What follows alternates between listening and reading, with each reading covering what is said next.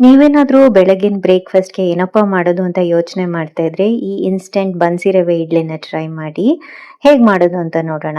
ಮೊದಲು ಒಂದು ಪಾತ್ರೆಗೆ 2 ಕಪ್ಪಷ್ಟು ಬನ್ಸಿ ರವೆ ತಗೊಂಡಿದ್ದೀನಿ. ಇದಕ್ಕೇನೆ 1 ಕಪ್ಪಷ್ಟು ಮೊಸರು, ಮತ್ತೆ ತುರಿದಿರುವಂತ ಕ್ಯಾರೆಟು, ಕೊತ್ತಂಬರಿ ಸೊಪ್ಪು, ಶುಂಠಿ ತುರಿ, ಹಸಿಮೆಣಸಿನಕಾಯಿ, ಉಪ್ಪು ಮತ್ತೆ ಒಂದು ಅರ್ಧ ಟೀ ಸ್ಪೂನ್ ಅಷ್ಟು ಬೇಕಿಂಗ್ ಸೋಡಾನ ಹಾಕೊಂಡು ಮಿಕ್ಸ್ ಮಾಡ್ಕೊಳ್ಳೋಣ. ಫಸ್ಟಿಗೆ ನೀರು ಹಾಕೊಳ್ಳೋದು ಬೇಡ, ಮೊಸರಲ್ಲೇನೆ ಈ ರೀತಿ ಮಿಕ್ಸ್ ಮಾಡ್ಕೊಳ್ಳಿ. ಸ್ವಲ್ಪ ಗಟ್ಟಿಗೆ ಮಿಕ್ಸ್ ಮಾಡಿಕೊಂಡು ಇನ್ನೊಂದು ನೋಡಿಕೊಂಡು ನೀರು ಹಾಕೊಳ್ಳಿ. ನಾನಿಲ್ಲಿ ಒಂದು ಅರ್ಧ ಕಪ್ ಅಷ್ಟು ಪುನಃ ನೀರನ್ನು ಹಾಕಿ ಮಿಕ್ಸ್ ಮಾಡ್ತಾ ಇದ್ದೀನಿ. ನೋಡಿ, ಈ ಹದಕ್ಕೆ ಮಿಕ್ಸ್ ಮಾಡ್ಕೊಳ್ಬೇಕು. ಈಗ ಇದನ್ನ ಒಂದು 5 ನಿಮಿಷ ಮುಚ್ಚಿಟ್ಬಿಡೋಣ. ರವೆ ಆಗಿರೋದ್ರಿಂದ ಇದು ಚೆನ್ನಾಗಿ ನೀರನ್ನ ಹೀರ್ಕೊಳ್ಳುತ್ತೆ.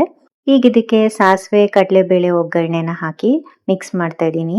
ಮತ್ತೆ ನೀರನ್ನ ನೋಡ್ಕೊಂಡು ಅಡ್ಜಸ್ಟ್ ಮಾಡ್ಕೊಳ್ಳಿ. ಇದು ಮಾಮೂಲಿ ಇಡ್ಲಿ ಹಿಟ್ಟಿಗಿಂತ ಸ್ವಲ್ಪ ಗಟ್ಟಿ ಬರಬೇಕು. ಇನ್ನ ಒಂದು 3/4 ಕಪ್ ಅಷ್ಟು ನೀರನ್ನ ಹಾಕಿ ನೋಡಿ, ಈ ಹದಕ್ಕೆ ನಾನು ಮಿಕ್ಸ್ ಮಾಡ್ಕೋತಾ ಇದ್ದೀನಿ.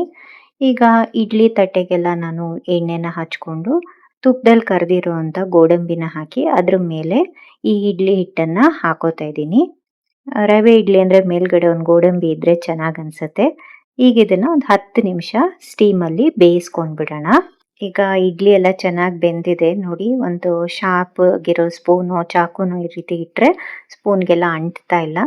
ಈಗ ಇದನ್ನ ಇಡ್ಲಿ ಪ್ಲೇಟಿಂದ ಬಿಡಿಸ್ಕೊಳ್ಳೋಣ. ನೋಡಿ, ಸ್ವಲ್ಪನೂ ಇಡ್ಲಿ ಪ್ಲೇಟ್ಗೆ ಅಂಟ್ಕೊಂತಾ ಇಲ್ಲ. ಎಷ್ಟು ಸಾಫ್ಟ್ ಆಗಿ ಫ್ಲಫಿಯಾಗಿ ಬಂದಿದೆ ಇಡ್ಲಿ ಅಂತ. ಹೋಟೆಲ್ ಸ್ಟೈಲಲ್ಲಿ ಬಾಂಬೆ ಸಾಗು ಜೊತೆ ಸರ್ವ್ ಮಾಡಿದ್ರೆ ಸೂಪರ್ ಆಗಿರುತ್ತೆ.